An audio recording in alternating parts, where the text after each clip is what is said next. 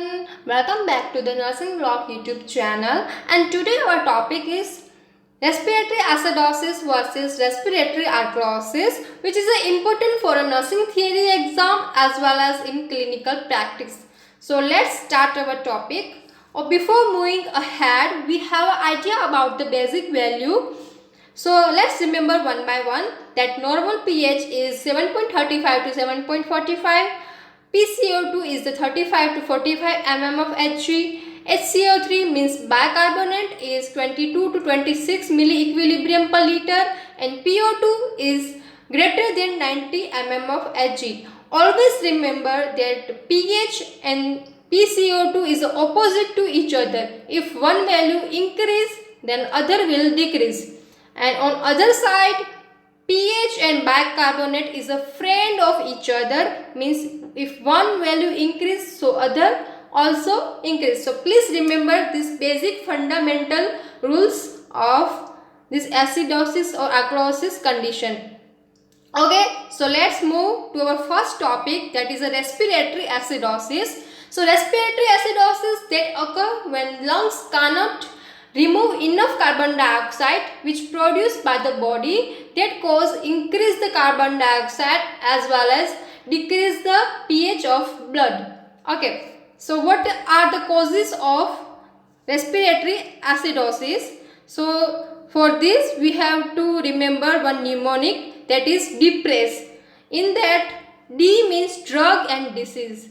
Like drug like fentanyl, morphine and other sedative drug which cause decrease the respiratory center and which leads to respiratory depression, and disease like myasthenia gravis and Guillain-Barré syndrome which leads to weakness of voluntary muscles that affect the diaphragm.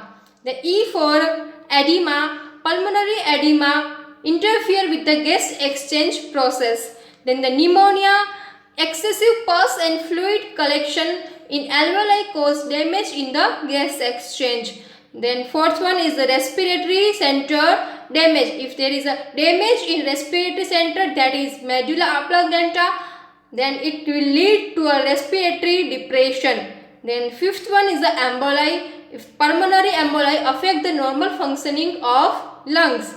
Then the spasm of bronchial tube, if there is a narrowing and constriction of tube which lead to interfere the gas exchange. And last one is the sake elasticity of the alveoli, example of COPD and the emphysema. So remember, this respiratory acidosis causes by the mnemonic of depress. Okay, so let's move to a symptoms of the respiratory acidosis.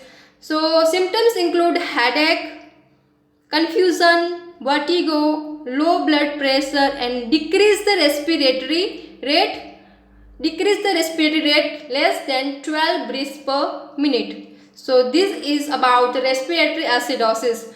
Now what are the nursing interventions related to respiratory acidosis? So we know that the patient rate is decreased, so we have to provide the oxygen therapy. We have to encourage the patient for coughing and breathing exercise. We have to avoid the sedative drugs and we have to treat the related disease condition. Okay, so let's move our next topic, that is a respiratory alkalosis. So respiratory alkalosis usually happen due to the hyperventilation which cause excess loss of carbon dioxide from our body and increase the pH of the blood. Then what are the causes of respiratory alkalosis? So for causes, you have to remember mnemonic tachypnea.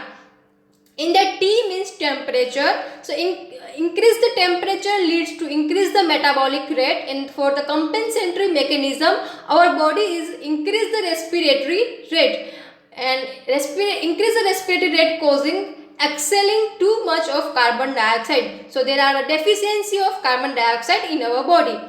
Second one is aspirin toxicity, and we call it salicylate poisoning, which lead to a hyperventilation by stimulate the respiratory center. Third one is a control, means the mechanical ventilation. Fourth one is a hyperventilation. Fifth one is a hysteria. It means the anxiety. Anxiety also lead the respiratory center stimulation. Then sixth one is a pain. Seventh one is a neurological injury like stroke and brain injury. And last means A means asthma, which lead to a respiratory alkalosis. So these are the causes of respiratory alkalosis. Now it's turn for the symptoms. Symptoms include tachypnea, means increase the respiratory rate. Tachycardia, it means increase the heart rate. Dysarrhythmias, muscle cramps, hypocalcemia and hypokalemia, tired and lethargic. So what are the nursing intervention related to respiratory alkalosis? So we have to symptomatically manage the causes related to respiratory alkalosis, that are temperature. If the patient have temperature, we have to minimize the temperature of patient. If patient have aspirin toxicity, so we have to decrease the dose of aspirin. So in that, the causes wise treatment is there. Okay, so now the turn of question sessions. So first question, a patient is a post-operative from a knee surgery. The patient has been receiving morphine 4 milligram IV every 2 hours. You notice the patient is exhibiting a respiratory rate of 8 and is extremely drowsy. So which of the following condition is the patient at risk for? So we learned previously that if the patient have a morphine, if a patient is on morphine drug, so it will lead to a respiratory acidosis, because morphine which decrease the respiratory center. So here the answer is respiratory acidosis. Okay, so let's move to the next questions. Next question says, a patient attempt to commit suicide by ingesting a bottle of aspirin. Which of the following condition is the patient at a risk for? And we just learned that the aspirin toxicity caused respiration alkalosis. So here our answer is the respiratory alkalosis. So third question, respiratory alkalosis can affect other electrolyte level in the body. Which of the following electrolyte levels can also be affected in this condition? So we learn the sign and symptoms of respiratory alkalosis, that this condition also leads to a hypocalcemia and the hypokalemia. So here our answer is calcium and potassium level.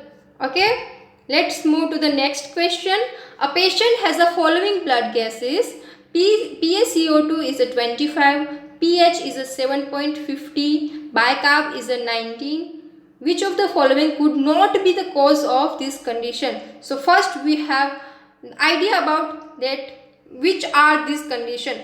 So pH is more than 7.45, so it means it is a alkalosis, it is a alkaline condition. And PaCO2 is a 25, so it is a less than 35, so it is a condition of respiratory alkalosis. And what are the cause of respiratory alkalosis? So it is anxiety attack, fever and aspirin toxicity. These three is the causes of respiratory alkalosis, but COPD is a cause of respiratory acidosis. So our answer is COPD B. Okay, let's move to the next question. A patient with the COPD has the following blood gas. PaCO2 is a 59, pH is a 7.26, bicarb is a 42. So which of the following condition is presenting? Here we know that the pH is decreased less than 7.35. So it is a condition of acidosis. And PaCO2 is increased, so it is related to respiratory system.